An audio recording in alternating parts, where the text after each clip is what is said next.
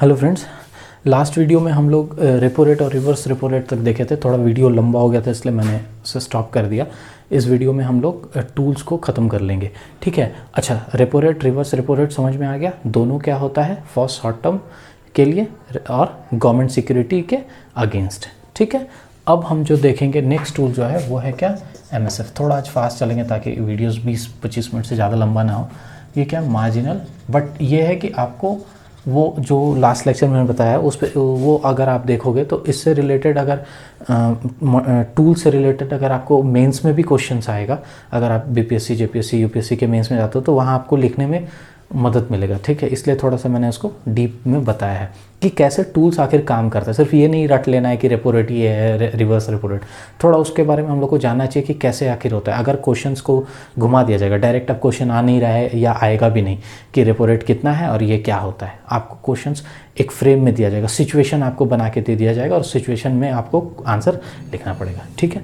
तो इसलिए मैं थोड़ा सा उसको आपको एलैबोरेट करके बता रहा हूँ। ये क्या है, marginal standing facility. Marginal standing facility ये क्या है, ये भी एक रेट है बेसिकली। है क्या, ये टूल्स है किसका, RBI का। कैसा, क्वांटिटेटिव, ठीक। इसमें क्या होता है, बैंक रेट समझ में आ गया। RBI लोन देती है बैंक्स को, रेपो रेट में भी RBI बैंक देती है लोन, RBI लोन देती है बैंक को, और इसमें भी क्या करती है, RBI देती है लोन बैंक्स को, ठीक है। लोन देती है किसको, बैंक्स को। लेकिन ये क्या है, और बैंक उसके अगेंस्ट जो भी इंटरेस्ट देगी, ठीक है, ये इंटरेस्ट देगी। लेकिन इंपॉर्टेंट क्या है, ये ओवर नाइट के लिए दिया था, मतलब एक रात के लिए देगा, ठीक है, ताकि रात भर का अगर कोई मिसमैच हो जाए तो उसको ओवरकम करने के लिए। कौन सा लोन, और चूंकि एक चीज़, एक साल से एवब के लिए तो बैंक रेट है ही, एक साल से कम के लिए रेपो रेट भी है। तो इसका लाने का मतलब, अगर ये एक साल से कम ही बोलते, शॉर्ट टर्म ही बोलते, तो इसका तो कोई मतलब नहीं बन जाता, तो रेपो है ही। तो ये ऐसे याद रखना है आपको। तो ये किसके लिए, ओवरनाइट के लिए, रात भर के लिए। अगर कोई इमरजेंसी सिचुएशन आ जाए, ठीक है, बैंक के पास कोई इमरजेंसी सिचुएशन आ जाए तो उसको ओवरकम करने के लिए RBI क्या करती है, बैंक को पैसा देती है।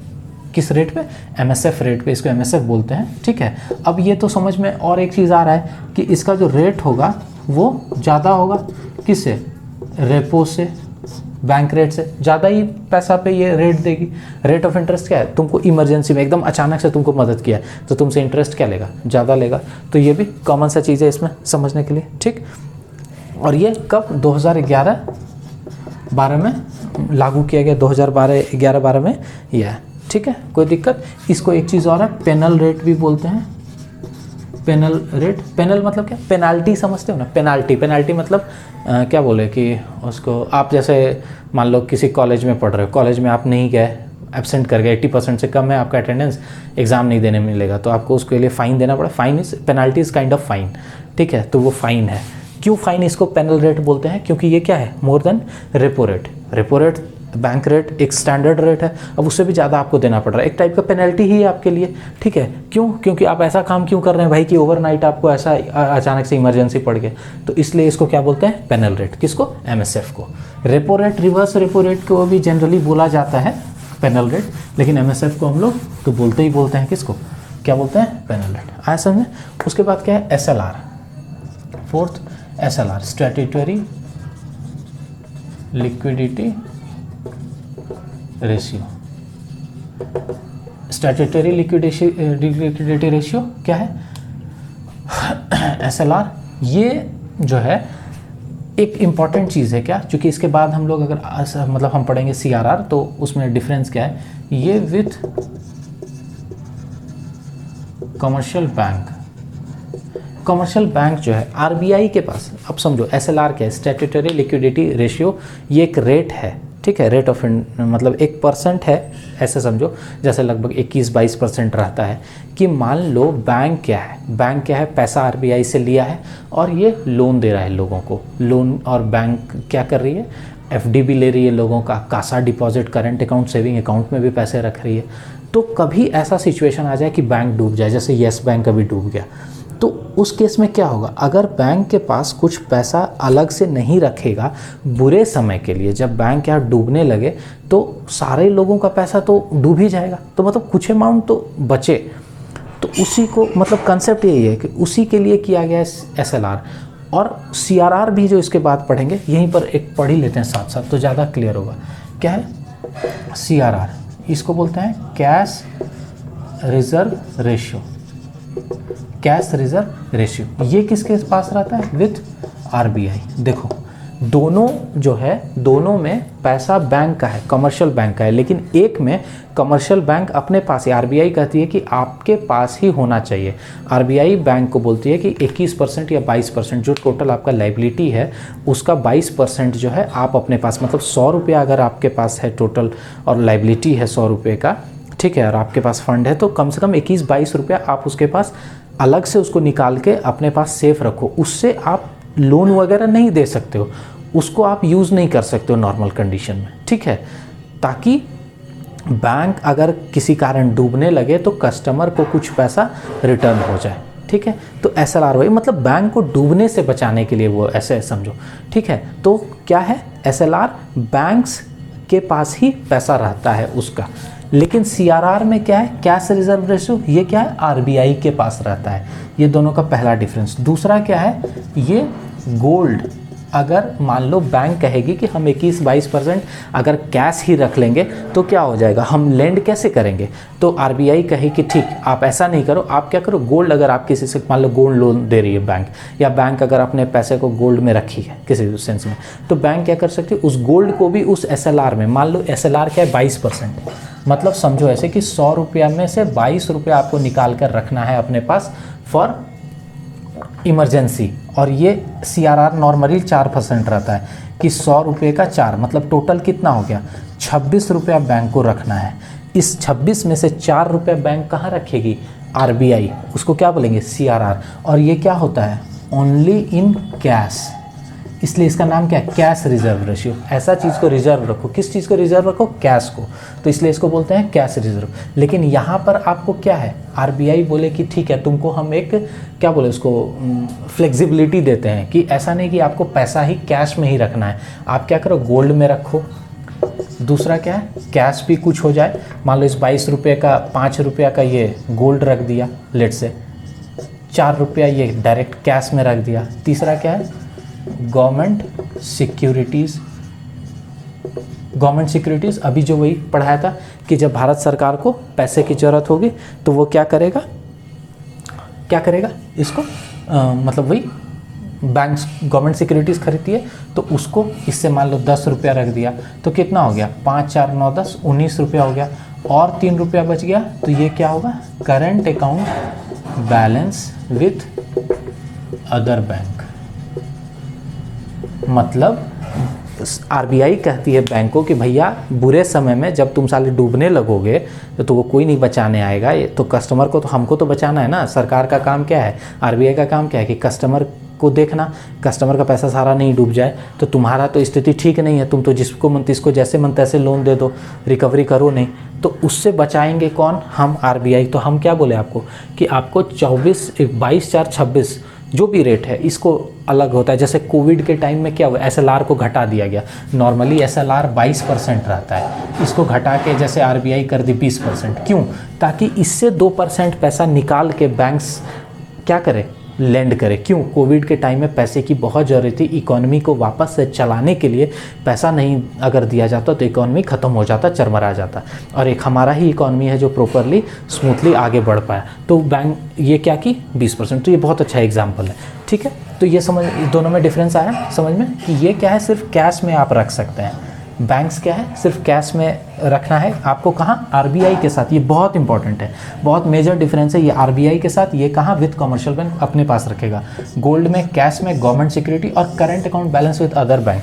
मतलब हम कोई कमर्शियल बैंक है, SBI है, हम क्या करेंगे यूको बैंक में अपना कुछ अकाउंट रखें और वहाँ पर कुछ बैलेंस रखें, ऐसा समझो। तो वो भी इसमें काउंट होगा। तो ये आपको क्वेश्चन आएगा, अगर आप देख लेना पलट के, हमेशा ये क्वेश्चन आता है कि what comes under SLR, SLR में क्या क्या आता है। आपको ये ऑप्शन दे दिया जाएगा, इसमें से 3 दिया जाएगा, एक और नहीं दूसरा कुछ लिख दिया जाएगा। तो क्या होगा, ये तीनों आपको याद रहता है, ये वाला याद रखना अच्छे से। ये यहाँ पर एक दे देगा, कुछ भी गोल्ड की जगह दे देगा, मान लो प्रोमिशनरी नोट वगैरह इस टाइप का कुछ भी अगर आपको दे दिया तो आपको बोलेगा कि कौन कौन सा रहता है, तो ये तीनों ऐसे करके। तो ये 4 चीज़ है जो एसएलआर के अंदर रहता है, और ये सीआरआर में क्या कैश में रखता है, किसके पास, आरबीआई के। ऐसा समझे। तो ये क्या है, एसएलआर और सीआरआर। अब इम्पॉर्टेंट क्या है कि ये दोनों एक साथ बता देते हैं कि ये दोनों क्यों किया जाता है, वाई एसएलआर और सीआरआर, या ऑब्जेक्टिव क्या है, क्यों ऐसा करती है आरबीआई, क्यों ऐसा, क्या ऑब्जेक्टिव है आरबीआई का, इसके पीछे क्या मतलब कारण है। तो क्या है, कंट्रोल करने, क्या मनी सप्लाई को चेक करना, कंट्रोल करना, ये सबसे पहला क्या है उसका काम है। दूसरा, गवर्नमेंट सिक्योरिटीज़ में इन्वेस्टमेंट हो, गवर्नमेंट सिक्योरिटीज़ में बैंक से इन्वेस्ट करे, उसको प्रेरित करने के लिए भी ये क्या किया जाता है, कहे कि अगर एसएलआर होगा, मतलब एसएलआर आपको रखना है ना, तो आप क्या कीजिएगा कि गवर्नमेंट सिक्योरिटी में इन्वेस्ट हो, कि भाई हमको उतना मेंटेन करना है, तो चलो गवर्नमेंट सिक्योरिटी खरीद लिए, सेफ भी है, सरकार पैसा ली है, ठीक है, तो रिटर्न भी वाजिब है, तो गवर्नमेंट सिक्योरिटीज़ में इंटरेस्ट को प्रेरित करने के लिए। और तीसरा क्या होता है, सबसे इम्पॉर्टेंट, टू प्रोटेक्ट कस्टमर, या कस्टमर के मतलब क्या बोलो उसको, कस्टमर, कंज्यूमर, वही सिंपल है, टू प्रोटेक्ट कस्टमर या कंज्यूमर, इसको प्रोटेक्ट करने के लिए हम आप लोग जैसे लोग जो बैंक में भरोसा करके अपना पैसा रखते हैं, आपके हक को प्रोटेक्ट करने के लिए आरबीआई ये नियम लाती है, ठीक है, वो एसएलआर में भी और सीआरआर में। ओके, समझ में आ गया सीआरआर और एसएलआर, ठीक है, कोई दिक्कत। अब उसके बाद हम लोग एक चीज़ यहाँ पर देखना है, इंक्रीमेंटल सीआरआर, ये कोविड के टाइम में आया था। कोविड बोल दो, डिमोनेटाइजेशन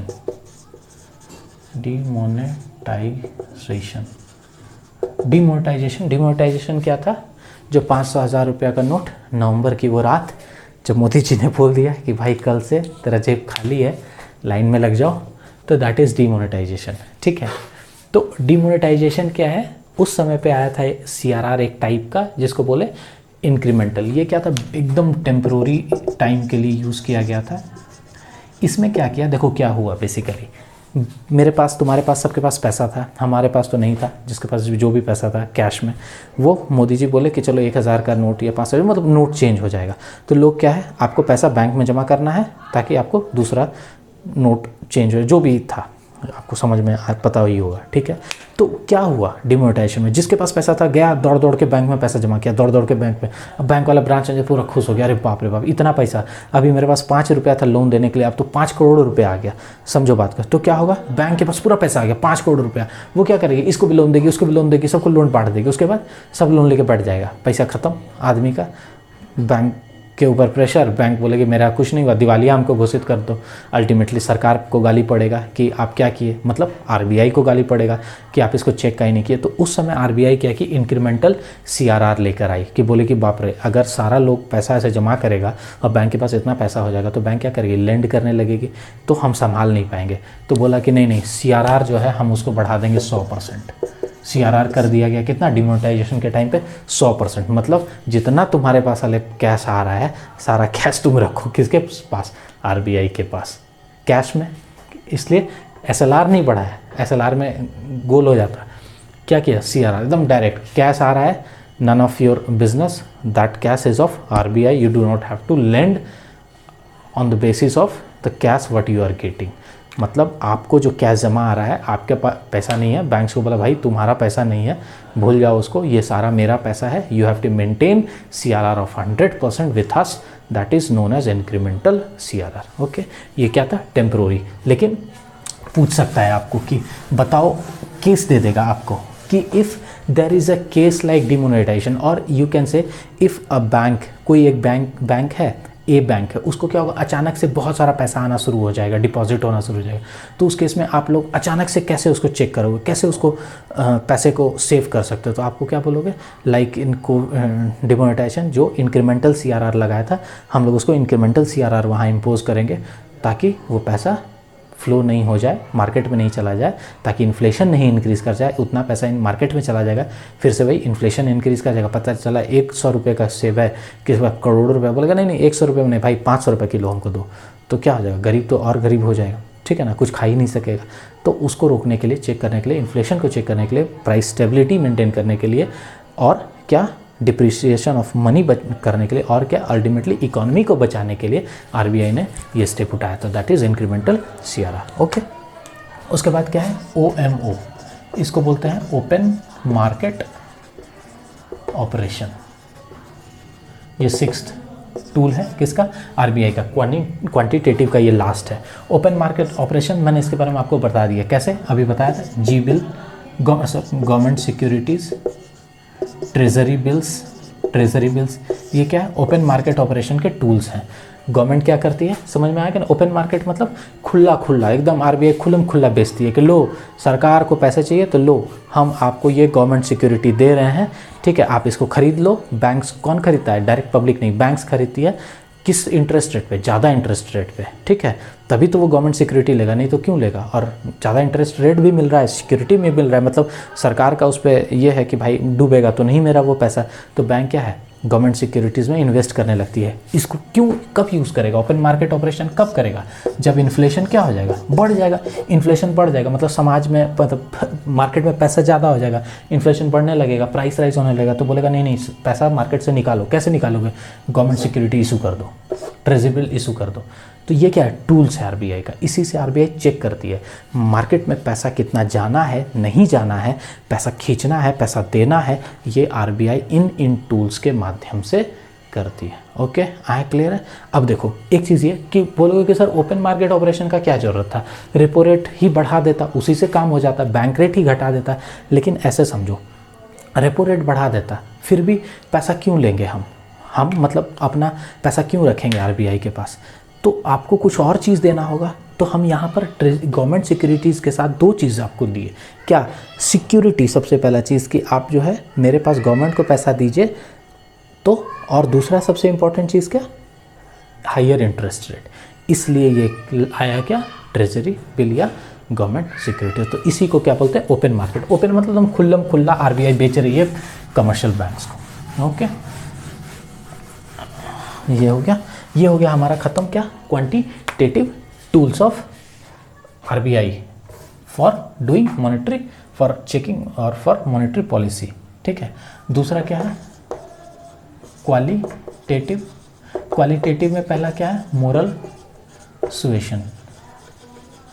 हम लोग बोलते हैं ना कि मोरली बड़ा ख़राब आदमी है, मतलब इसको मोरल ही नहीं है, ठीक है ना, बोलते हैं ना। तो मोरल मतलब क्या होता है, मतलब उसका अपना विचार, ठीक है। तो मोरल सुएशन क्या होता है, आरबीआई कहती है बैंक्स को, ये क्लोज्ड रूम में मीटिंग होता है, मतलब आरबीआई गवर्नर बैठते हैं, बोलते हैं बैंक्स को बुला के, यार तुम लोग यार देखो सब कुछ हम ही करें तो ऐसे नहीं ना चलेगा यार, हम कैसे बैंक रेट बढ़ा सकते हैं, सब हमको गली आने लगेगा, बोलेगा कि आरबीआई एकदम दिमाग सटिया गया गवर्नर का, तो तुम लोग भी तो कुछ अपने तरफ से करो। तो बैंक कहेगा ठीक है सर ऐसा करते हैं, हम लोग रेट ऑफ इंटरेस्ट बढ़ाते हैं। आया समझ में, हमेशा आरबीआई ही इंटरेस्ट रेट बढ़ा देगी तो लोग उसको गाली देंगे ना। तो उससे बचने के लिए बैंक्स को ही कहा जाता है मोरली, यार तुम लोग जब देख रहे हो इन्फ्लेशन बढ़ रहा है, हमारा इकॉनमी गड़बड़ा रहा है, तो तुम्हारा भी तो कुछ रिस्पॉन्सिबिलिटी बनता है, दैट इज़ योर ड्यूटी। तो उसको याद दिलाया जाता है, किसको, बैंक्स को, दैट इज मोरल सुएशन। आया समझे, क्लियर हो गया होगा, ईजी है। दूसरा इसमें क्या लिखा था, मोरल सुएशन और मार्जिनल रिक्वायरमेंट ना, मार्जिनल रिक्वायरमेंट क्या है समझो। 1 करोड़ रुपए का प्रॉपर्टी है किसी आदमी के पास, बैंक को 80 लाख का, ये आदमी आया, कोई आदमी आया ए, उसको 1 करोड़ का उसके पास क्या है, प्रॉपर्टी, इसको लेना है क्या, होम लोन, कितना, 80 लाख। तो करोड़, 1 करोड़ का प्रॉपर्टी है, लेना कितना है 80 लाख का, अभी का ये प्रेजेंट इसका स्टेटस है मान लो। तो 20 लाख क्या है इसका मार्जिन है कि बैंक्स के पास इसके अगेंस्ट 20 लाख का ज़्यादा का पैसा है। तो ये क्या है, कहेगी ठीक है हम ले लीजिए, आपको 80 लाख रुपया लोन दे दिए, लेकिन जब इन्फ्लेशन ज़्यादा हो जाएगा तो इसको मोरली बैंक क्या कहेगी, इसी आदमी को, ये आदमी ए आया बोला कि सर देखिए ना 1 करोड़ का और प्रॉपर्टी है मेरे पास, आप हमको फिर 80 लाख रुपया दे दीजिए तो हम होम लोन लेंगे। तो गवर्नमेंट कहेगा नहीं नहीं नहीं, अभी जो है ना भैया देखिए थोड़ा क्या हो गया है कि हम लोग मार्जिन बढ़ा दिए हैं। पहले 20 लाख का आपका मार्जिन था, मतलब हमारे पास, हमारा और आपका जो था गैप 20 लाख का था, अब इसको हम लोग 40 लाख कर दिए कि अभी हम आपको सिर्फ 60 लाख ही दे सकते हैं। पैसा क्या देंगे, कम देंगे, मतलब 40 लाख इसका क्या हो गया मार्जिन को क्या कर दिया, बढ़ा दिया। तो मार्जिन का रिक्वायरमेंट जो है यहाँ 20 लाख का रिक्वायरमेंट अब कितना हो गया 40 लाख का। क्यों ये करेगा, ताकि पैसा पब्लिक के हाथ में कम जाए, पब्लिक के हाथ में पैसा कम जाएगा, मार्केट में इन्फ्लेशन कम होगा, इन्फ्लेशन कम होगा, स्टेबिलिटी बढ़ेगी। आया समझ में, दैट इज मार्जिनल रिक्वायरमेंट। ये क्या है, ये भी क्वालिटेटिव टूल है, क्लोज रूम में बैंक अपने हिसाब से करती है, आरबीआई इसको कान में बोल देती है थोड़ा प्यार से कि भाई तुम देखो ऐसा करो यार, तो उसको बोलता रहे सर कर देते हैं। और तीसरा क्या है, रैशनिंग ऑफ क्रेडिट, ये लास्ट है क्वालिटेटिव में, ये क्या है हमारा लास्ट है।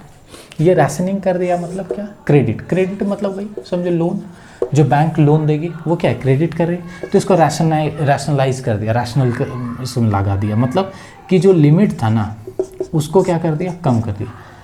कहने का मतलब लिमिट कर दिया, कम क्या लिमिट कर दिया। कि पहले बैंक्स क्या था, हम ओपनली पैसा बांट रहे थे, हम होम लोन के लिए पब्लिक को बुला रहे थे, आइए होम लोन ले जाइए। लेकिन आरबीआई हमको बुला के बोले कि भैया तुम जो ऐसे कर रहे हो ना, मार्केट का स्थिति ख़राब हो रहा है, इन्फ्लेशन बढ़ते जा रहा है, तो भैया थोड़ा सा देख लो। तो बोला ठीक है सर ऐसा कीजिए ना, हम लिमिट कर देते हैं, अब होम लोन करेंगे नहीं, अब महीना में 1 ही होम लोन करेंगे, पहले 10 कर रहे थे अब 1 ही करेंगे। ये बैंक अपने हिसाब से अपने तरीके से इसको इम्प्लीमेंट कर दिया। क्या किया बैंक, इससे हमारे इन्फ्लेशन को चेक करने में मदद किया। तो टूल्स किसका है, आरबीआई को। आरबीआई क्या कि उसको बुलाया, ठीक है, प्यार से उसको समझाया, चाय वाय पिलाया, और फिर ये भी कान में बोल दिया कि बेटा अगर नहीं करोगे तो अगली बार तुम आना रेपो रेट और एमएसएफ हमसे लेने के लिए बम्बू कर देंगे तुमको। तो बोले नहीं सर हम कर देंगे ऐसा, ठीक है। तो यही है क्या, रैशनिंग ऑफ क्रेडिट। ओके, समझ में आया क्या, क्लियर हो गया। होप आपको अच्छा लगा होगा, मज़ा भी आया होगा, समझ में आया होगा आपको अच्छे से। मेंस में लिखने से लेकर पीटी का क्वेश्चन सॉल्व करने तक आपको ये हेल्प करेगा, ठीक है। तो अगर आपको ये हेल्प कर रहा है तो आप मेरा भी हेल्प करो, लाइक करो, सब्सक्राइब करो, शेयर करो। जो पढ़ने वाले स्टूडेंट है उसको शेयर करो, तब जब आपको अच्छा लगे, आपको समझ में आए। बेफालतू नहीं कि चलो गरीब आदमी बोल रहा है तो शेयर कर दिए, नहीं ऐसा नहीं करना है। मतलब चेहरा से आपको लगे कि नहीं गरीब है तो ऐसा कर दिया, ठीक है। तो वो नहीं करना है। अगर आपको समझ में आ रहा है then you can forward the videos to your friends. Okay, thank you.